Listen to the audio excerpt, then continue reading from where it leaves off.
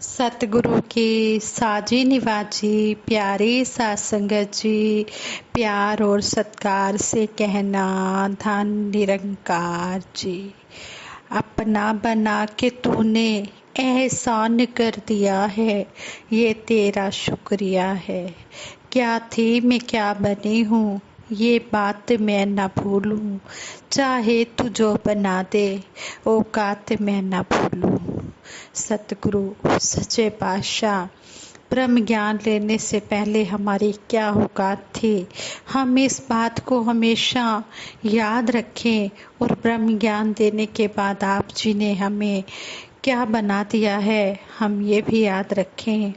तेरी रहमतों में अपनी औकात को न भूलें, दिन के उजाले पाकर हम रात को न भूलें।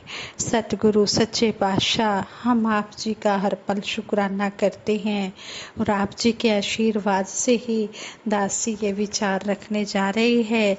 इन विचारों का टॉपिक है प्यार एवं सत्कार भक्ति का आधार। कहते हैं जब तक देखा भगवान नहीं, भगवान की भक्ति क्या होगी। इंसान प्रभु पहचान बिना तेरी जीवन मुक्ति क्या होगी। हमें समझाया जा रहा है कि जब तक भगवान को देखा नहीं तब तक भक्ति नहीं हो सकती। और कहते हैं कि जब तक इंसान प्रभु की पहचान नहीं कर पाता, जीवन मुक्ति भी नहीं मिलती और भक्ति भी नहीं मिलती। इसलिए भक्ति और मुक्ति को पाने के लिए सतगुरु की शरण में आना जरूरी है। प्यार एवं सत्कार भक्ति का आधार, ये जो विचार हैं ये महात्मा C.L. गुलाटी जी द्वारा लिखे हुए विचार हैं, जो दासी आप जी के चरणों में रखने जा रही है। संगत मां प्रवान करे, अगर कोई गलती हो जाए तो क्षमा करें। कहते हैं जब जब भी धर्म की ग्लानि होती है, तब तब निरंकार प्रभु माया का आवरण लेकर साकार रूप में संसार में प्रकट होता है। अब समझने वाली बात यह है कि धर्म की ग्लानि की निशानी क्या है। क्या लोगों के मन में धार्मिक रुचि खत्म हो जाती है, या लोग धार्मिक स्थानों पर जाना बंद कर देते हैं। वास्तव में ऐसी बात नहीं है। धार्मिक स्थान तो दिन प्रतिदिन बढ़ते ही रहते हैं। हर स्थान पर श्रद्धालु भक्तों की भीड़ तो लगातार लगी ही रहती है। परंतु यह सब कुछ होने के बाद भी धर्म की ग्लानि की निशानी इस बात को स्पष्ट करती है कि मानव का मानव के प्रति प्यार समाप्त हो जाता है, आपसी सत्कार नहीं रहता और सत्कार की कमी में आपसी विश्वास भी खत्म हो जाता है। रिजल्ट यह निकलता है कि मन में नफरत ईर्ष्या पैदा हो जाती है। इस तरह हर लेवल पर लड़ाई झगड़े दंगे फसाद की आग भड़क उठती है और सभी मर्यादाएं भंग हो जाती हैं। व्यक्ति का विकास, समाज का कल्याण भी रुक जाता है और मानवता को सही दिशा प्राप्त नहीं होती। इसलिए मानव समाज घुटन महसूस करने लगता है।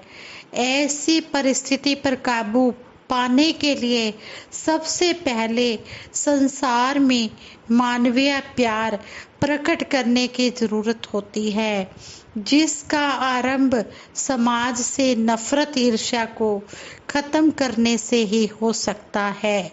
जिसकी शुरुआत समाज से नफरत ईर्ष्या को खत्म करने से ही हो सकती है। नफरत ईर्ष्या को खत्म करना तभी संभव है जब इंसानों में आपसी विश्वास बन जाए। इस आपसी विश्वास के लिए सत्कार का होना जरूरी है। सत्कार की जड़ आपसी प्यार से उत्पन्न होती है और यह आपसी प्यार तब तक संभव नहीं जब तक एक पिता एकस के हम बारीक वाला ज्ञान प्राप्त नहीं करते।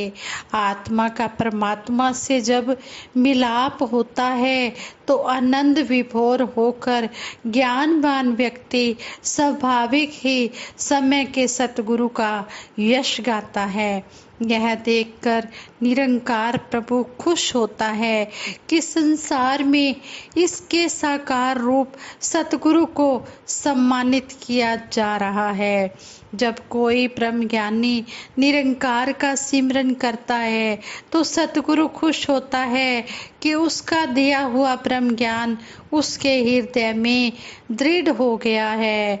परंतु सतगुरु निरंकार पूरी तरह खुश तभी होते हैं जब ब्रह्मज्ञानी आपस में प्यार सत्कार से जीवन बिताते हैं।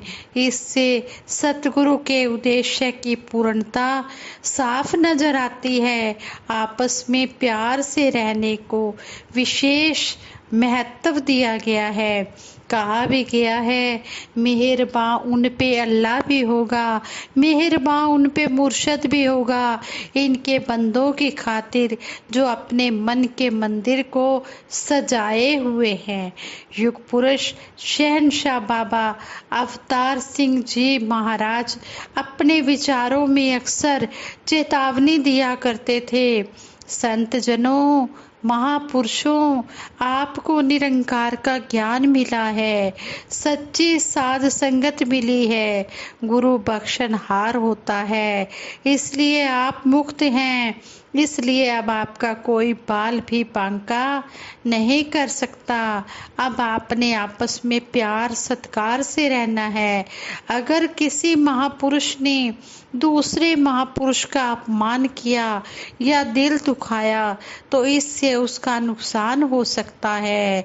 बहुत लंबे समय तक सत्संग सेवा सिमरन करने के बावजूद भी जब कभी हमारे कारण किसी का दिल दुखी होता है तो हमारी भक्ति की सारी कमाई वहीं खत्म हो जाती है।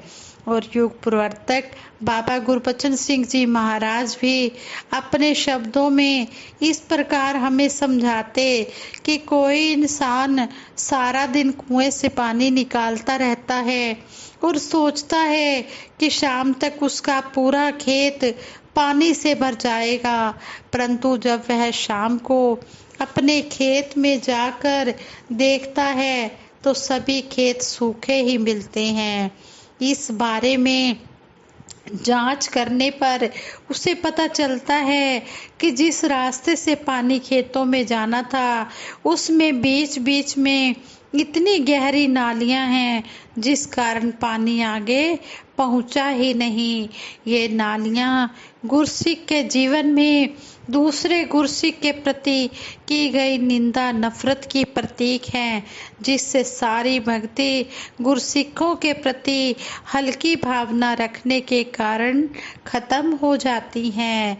युग दृष्टा सतगुरु बाबा हरदेव सिंह जी महाराज ने भी इस बात को स्पष्ट करते हुए समझाया है कि जिस प्रकार एक रस्सी बुनने वाला इंसान सारा दिन रस्सी बुनता रहता है और पीछे बैठा जानवर साथ ही साथ उसे खाता रहता है, तो पूरा दिन मेहनत करने के बाद भी उसे कुछ नहीं मिलता। इसी प्रकार एक गुरसिक जब दूसरे गुरसिक का किसी तरह से दिल दुखा देता है तो उसकी भक्ति की कमाई भी खत्म हो जाती है और उसके हाथ में कुछ नहीं बचता। इन सभी विचारों से एक ही बात समझ में आती है कि गुरसिक द्वारा हर हालत में दूसरे गुरसिक के प्रति प्यार सत्कार से जीवन जीना लाभदायक है। संपूर्ण अवतार वाणी में भी शहनशाह बाबा अवतार सिंह जी महाराज फरमाते हैं, जिन्ना रब दा दर्शन कीता ਉਹਨਾਂ ਦਾ ਸਤਿਕਾਰ ਕਰੋ। रब बोले ऐना दे अंदर ऐना नू नमस्कार करो। जिन्होंने भी इस परम पिता परमात्मा के दर्शन किए हैं, हमने सभी का सत्कार करना है, क्योंकि परमात्मा इनके अंदर बोलता है और इन्हीं को हमने नमस्कार करनी है। प्यार और सत्कार का मूल आधार ब्रह्म ज्ञान है। ब्रह्म ज्ञान के बाद जब तक प्यार और सत्कार प्रफुल्लित नहीं होता, तब तक भक्ति पूर्ण नहीं होती। ज्ञान चाहे किसी ने आज लिया है या बहुत साल पहले लिया है, इससे कोई फर्क नहीं पड़ता, क्योंकि सोना तो सोना ही है, चाहे वह खान से आज निकाला गया हो या कई साल पहले निकाला गया हो। सतगुरु का दरबार ऐसा दरबार है जहाँ सबकी संभाल होती है। जिसका कोई सहारा नहीं, जिसका कोई गुजारा नहीं, उसे भी इस दर पर स्वीकारा जाता है, दूसरों के गुणों को अपनाया जाता है। ऐसा माहौल जब बनता है तो आपसी प्यार अपने आप ही पैदा हो जाता है। सतगुरु संगत बनाता है और संगत गुरु को प्रकट करती है। संगत के किसी भी महापुरुष को हम साधारण व्यक्ति ना समझें। संगत के हर एक महापुरुष के प्रति हमारे मन में पूर्ण श्रद्धा, प्यार और सत्कार होना चाहिए। सतगुरु का हर एक गुरसिख, चाहे वह सामाजिक तौर पर साधारण ही है, परंतु प्रभु के दरबार में उसकी शान बहुत ऊंची होती है। हमें सबसे पूर्ण नम्रता से पेश आना है। व्यक्तिगत रूप से हर एक गुरसिख को सतगुरु के आदेशों, उपदेशों और 5 प्रणों की कसौटी पर आत्म विश्लेषण करते रहना चाहिए। कई बार ऐसा होता है कि किसी दूसरे व्यक्ति के नाजायज हावी होने के कारण हमारा अपना मन बहुत उलझन में पड़ जाता है। गुरसिख के साथ हमारा कितना भी मतभेद हो, कितना भी वह हमें दुख देता रहे, फिर भी उसके साथ बना कर रखने में ही हमें फ़ायदा है। क्योंकि यदि हम क्रोधित होकर उससे या संगत से दूर हो जाते हैं तो हमारी मुक्ति में बाधा आ जाती है और 84 का फंदा दिखाई देने लगता है। इसलिए है ज़रूरी है कि हम हर गुरसिख के साथ अदब से पेश आएं और सबके भले की कामना करते हुए सतगुरु के आशीर्वादों के पात्र बने। संतों से प्रीत भक्ति का अटूट अंग है। हम पूर्ण अवतार वाणी में शहनशाह जी फरमाते हैं, जेड़े सुख दी भाल हमेशा हरदम मेरे मीत करें, सब सुख वसन घर भी तेरे जे संतां नाल प्रीत करें। जेड़े सुख दी भाल, भाल कहा है चाहना, जिस सुख को संत महापुरुष हमेशा चाहते हैं, कहते हैं कि वो सारे सुख उसको मिलते चले जाएंगे अगर वो संतों महापुरुषों के साथ प्यार रखेगा। संगत के अंत में धुनी के समय अंतिम अरदास भी है, मेरा डोले ना इतबार, बख्शो श्रद्धा भक्ति प्यार, करा मैं संतां दा सत्कार। कि हे सतगुरु सच्चे बादशाह, मेरा विश्वास कभी भी डुलायमान ना हो, मेरा विश्वास दृढ़ रहे और मेरे अंदर श्रद्धा भक्ति वाला प्यार भर दो और मैं हर एक संत महापुरुष का आदर सत्कार करता चला जाऊं और इस तरह मैं भक्ति को अपने जीवन में धारण करता चला जाऊं। यह मेरे लिए बहुत ज़रूरी है कि सभी संतों महापुरुषों का दिल से श्रद्धा प्यार से मैं आदर सत्कार करूं और अपने सतगुरु को रिझा पाऊं। सतगुरु को अगर रिझाना है, सतगुरु को खुश करना है, तो इसके बनाए बंदों से भी प्यार करना होगा। मेहरबान उन पे अल्लाह भी होगा, मेहरबान उन पे मुर्शद भी होगा, जो इसके बंदों की खातिर अपने मन के मंदिर को सजाए हुए हैं, जो मन के मंदिर में संतों महापुरुषों को बिठाए हुए हैं, उन पे ये सतगुरु निरंकार मेहरबान होगा खुश होगा। अगर हम सतगुरु निरंकार को खुश करना चाहते हैं तो हम सबके साथ प्यार सत्कार से रहें, इस तरह हम जीवन गुजारते चले जाएं और हम हर एक से आशीर्वाद लेते चले जाएं।